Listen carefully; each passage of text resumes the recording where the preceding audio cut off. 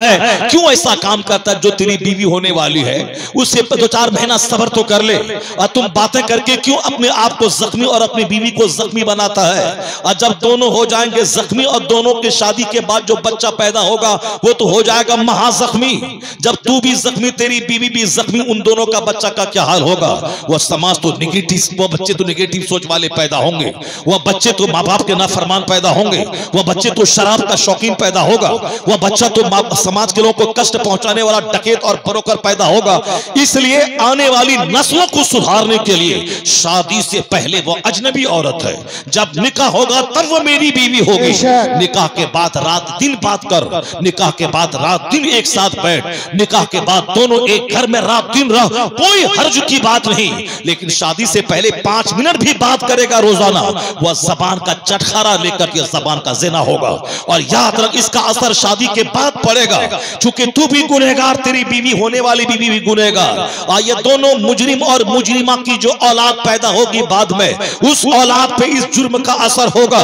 इसलिए इश्क और माशूकी का रिश्ता कत्ल पे खत्म होता है, तलाक पे खत्म होता है, तकरार होती है जिंदगी भर। चूंकि लड़की ने शादी से पहले उनकी मोहब्बत भरी बातें सुनी, मैं तेरे लिए जान दे दूंगा, मैं तेरे लिए मर जाऊंगा, तू मेरे लिए पैदा हुई है, मैं तेरे लिए पैदा हुआ हूं, मैं सारी दुनिया को तेरे लिए छोड़ दूंगा, मैं उसका सारा नाज लड़का उठाता है।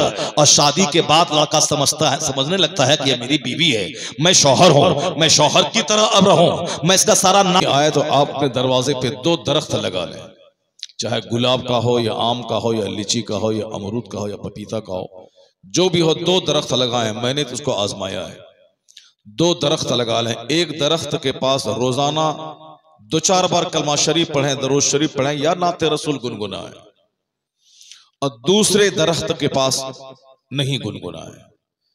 आप 1 महीने के बाद दोनों की कैफियत देख लेंगे कि जहां नात शरीफ गुनगुनाई गई, जहां दुरूद पढ़ा गया, जिक्र किया गया, उस दरख्त के फल, उसके पत्ते उस दरख्त के मुकाबले में ज्यादा खिले हुए नजर आते हैं। सुभान अल्लाह, सुभान अल्लाह।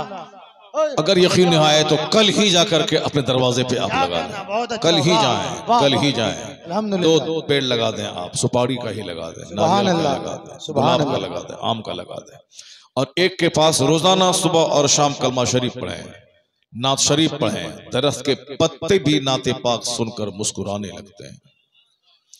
और फिर जहां नहीं पढ़ा जाता है, जिसके पास अल्लाह का जिक्र नहीं होता है, वो दरख्त के पत्ते बहुत ज्यादा खुश न होने की वजह से फल भी कम आते हैं, उसमें कलियां भी कम खिलती हैं, और दरख्त के पत्तों में निखार भी कम होता है। तो जब दरख्त के पत्ते नाते रसूल के असर कबूल करते हैं, जब दरख्त के पत्ते जिक्र इलाही और जिक्र रसूल से खुश होकर खूब शानदार ढंग से कारकर्दगी का मुजाहरा करते हैं, तो जिस घर में नमाज होती है, जिस घर में सजदा होता है, ये जान लें कि वो घर ज्यादा बाबरकत और ज्यादा नूरानी हो जाता है। आज हमारे पास शिकायतों के अंबार लगे हैं कि मेरे घर में बरकत नहीं है, मेरा बेटा बंबई कमाता है, अहमदाबाद कमाता है, मेरे पास 50 बीघा जमीन है, और मगर उसके बावजूद कहां चले जाते हैं पैसे पता नहीं चलता है। ये शिकायतें अक्सर लोगों के पास हैं, अक्सर लोगों के पास हैं कि पैसे आते हैं मगर कहां चले जाते हैं पता नहीं चलता, बरकत नहीं है, तावीज इधर उधर जाना, आमिलों के पास भटकना। तो आप ये जान लें कि आपके घर में नमाज फजर हुई या नहीं हुई। नमाज फजर जिस घर में नहीं होती है, जहां लोग नमाज नहीं पढ़ते हैं, उसके चेहरे का नूर ही खत्म हो जाता है। हदीस में आया है कि चेहरे का नूर खत्म हो जाता है, चेहरे की लाइटिंग खत्म हो जाती है। तो जहां नमाज फजर छोड़कर 1 लाख रुपए का साहब वहां सामान खरीद ले, या अमीलों के पास जाके तावीज़ात 1000 ले ले, तो हदीस रसूल की रोशनी में जब चेहरे का नूर खत्म हो जाएगा तो दुनिया की कोई चीज उस नूर को वापस नहीं ला पाएगी। अगर वापस होगा नूर तो सिर्फ उसी वक्त होगा जबकि औरतें घर में नमाज पढ़ें और मर्द सुन्नत पढ़ के फर्ज मस्जिद जाके अदा करें। सुभान अल्लाह। फिर आप देख लें आप घर में बरकतें कितनी होती हैं। जो ज़ोहर की नमाज नहीं पढ़ता है, अल्लाह तबारक व तआला उसकी रोजी से बरकतों को खत्म कर देता है। जरा जोर से बोलें सुभान अल्लाह। उधर मत देखें उधर क्या हो रहा है, बाजार लगा है, तमाशा हो रहा है, मेरी तरफ देखें, मेरी बात सुने। बस सिर्फ एक हदीस में सुनाऊंगा, उसको गौर से सुन के आप चले जाएंगे। सिर्फ एक हदीस सुनेंगे ना आप, सिर्फ एक हदीस। अभी मैं एक तमहीद बयान कर रहा हूं कि जलसा जुलूस की क्या फजीलत है, और आप जहां बैठे हैं कितना बड़ा काम कर रहे हैं आप, ये जमीन आपके फेवर में गवाही देगी। तो इस तरीके से इस जलसेगाह को तमाशा और तफरी न बनाए, मजहबी एंगल से देखेंगे तो बहुत बड़ी नेमत है ये जलसा। जिस गांव में आज 50 साल से जलसे हो रहे हैं, उसके फवायद ये महसूस होते हैं कि उस गांव में जादू टोना सहर। ए लड़का, अरे कहां भाग रहे हैं, बैठो, भागो मत, जलसे को उजाड़ो मत। मैं अक्सर कहा करता हूं, ये जलसा बहुत मेहनत से मुनक़िद होता है, और जो इसको आबाद करता है अल्लाह ताला उसके घर को आबाद कर देगा, और जो इस जलसे को उजाड़ेगा यानी भाग जाएगा, दीन की बात नहीं सुनेगा, हो सकता है इस जलसे की बद्दुआ से वो उसकी जिंदगी उजड़ जाए, उसका घर उजड़ जाए। इसलिए उजाड़ने की चीज नहीं, जहां नाच गाना हो उस महफिल को उजाड़ दो, जहां साहब हारमोनियम तबला बजे उस महफिल में मत जाओ, उसको वीरान और बर्बाद कर दो। लेकिन जहां अल्लाह रसूल का जिक्र हो, घर में सोए हो तो उठ के आके उस महफिल को आबाद कर दो। महफिल आबाद होगी, अल्लाह ताला तुम्हारे घर को आबाद कर देगा। आज हमें जिंदगी में खुशी चाहिए, ये खुशी अल्लाह ने अच्छे मकान की तामीर में नहीं रखा, अल्लाह ने ये खुशी गाड़ियों की खरीदारी में नहीं रखा है, अल्लाह ने ये खुशी जमीन पे जमीन खरीदने में नहीं रखा है। अल्लाह ने सच्ची खुशी अपनी याद और अपने जिक्र में रखा है। अला बिज़िक्रिल्लाहि तत्मइन्नुल कुलूब, जान लो के दिलों को आराम अल्लाह के जिक्र से मिलता है। अगर नहीं यकीन आए, परेशानी के आलम में वजू करके 1000 बार दरूद पढ़ ले, 5 एकड़ जमीन खरीदने के बाद वो खुशी नहीं मिलेगी जो खुशी सरकार पे दरूद पढ़ने के। सुभान अल्लाह, सुभान अल्लाह, सुभान अल्लाह। तजर्बा करके देखो, आप तजर्बा करके देखो, जिंदगी में खुशी पाने का इसके अलावा कोई रास्ता नहीं है। बहुत सारे लोगों ने आजमाया कि हम खुशी तलाश करें घूमने में, अमेरिका घूमेंगे तो मजा मिल जाएगा, लंदन घूमेंगे मजा मिल जाएगा, जैसे बहुत सारे लोग घूमते हैं, पैसे वाले घूमते रहते हैं।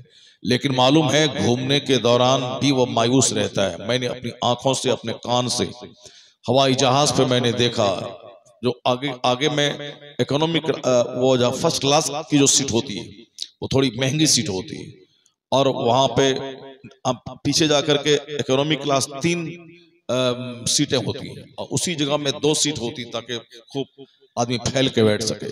मैंने उस क्लास में देखा एक शौहर और एक बीवी दोनों बैठे थे, जहाज पर सफर कर रहे थे, मालदारी होंगे, और फर्स्ट क्लास की सीट पर बैठे थे और ज्यादा मालदार होंगे, मगर दोनों एक दूसरे से लड़ाई कर रहे थे। बीवी कुछ बोली, शौहर बोला कि तुम हमेशा मुझको टॉर्चर करती रहती है, हमेशा मेरे खिलाफ बोलती रहती है, मैं तुमको बहुत देख रहा हूं सफर के दौरान। रिलैक्स होने गए थे, लड़ाई झगड़ा और शिकायत की पुटली लेके घर आ गए। दोनों में रास्ते भर लड़ाई होती है, ये अक्सर मैं देखता हूँ। अजमेर लोग यहाँ से जाते हैं, लड़ झगड़ के आ जाते हैं।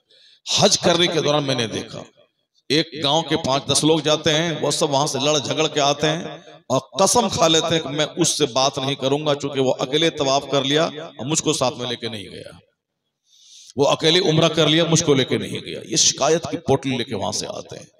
सफर में लोग सुकून ढूंढते थे, मगर सफर में सुकून क्या मिलेगा, वापस आने के बाद बेचैनी की आग लगी। मैं अक्सर बोलता हूं कि पटना का एक अरबपति बाहर से घूम के आया था, फॉरेन से। 3-4 दिन के बाद उन्होंने उनके घर से 4 लाश निकली। उन्होंने अपने बेटे को गोली मार दी, अपनी बेटी को गोली मार दी, बीवी को गोली मार दी, खुद गोली लेके मर गया। यानी एक घर की कहानी खत्म हो गई। अरबों खरबों का कारोबार करने वाला सुकून की तलाश में मारे मारे फिरता है। सुकून सफर में नहीं है, सुकून घूमने में नहीं है, सुकून दिल्ली और बंबई के मकानात को देखने में नहीं है। सुकून है कहां? मस्जिद की टूटी चटाई पर सजदा करने में अल्लाह ने सुकून रखा है। आप अपने मोहल्ले की मस्जिद में जो जिसकी दीवारें कच्ची हों, जिसके ऊपर में घास पड़ी हो, उस मस्जिद में आप सजदा करें। आप याद रखें, व्हाइट हाउस या बुर्ज खलीफा का नाम अभी लिया राशिद भाई, दुबई में एक बिल्डिंग है बुर्ज खलीफा, उसका नाम है, आप जानते होंगे। वो 165 मंजिला है। कितना है? 165 मंजिल का वो मकान है, दुनिया का सबसे बड़ा मकान है। क्योंकि राशिद भाई वहां गए हैं दुबई नात पढ़ने के लिए, और फिर वहां बुर्ज खलीफा घूमने भी गए हैं, और अल्हम्दुलिल्लाह हम भी दीनी गुफ्तगू करने की बरकत से दुबई गए, और वहां 1 दर्जन तकरीरें मेरी दुबई में हुई, और उसी दौरान बुर्ज खलीफा घूमने के लिए हम भी गए थे। साहब जब देखा बुर्ज खलीफा 165 मंजिला मकान को तो दंग रह गया।